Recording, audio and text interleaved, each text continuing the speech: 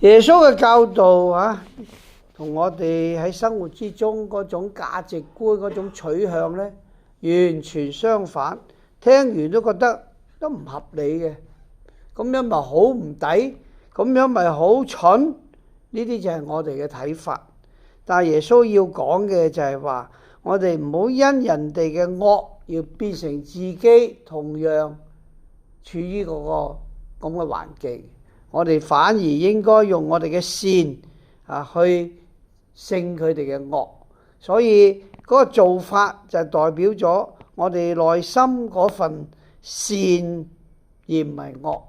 所以人哋點樣對我哋唔緊要，我哋唔好因為佢哋去做主動，我哋咧就被動咁被人哋控制。反而我哋應該有我哋自己嘅價值，有我哋自己嘅取向，明白我哋面對呢啲惡勢力或者呢啲咁嘅事嘅時候，我哋點樣採取一個正確嘅態度去回應。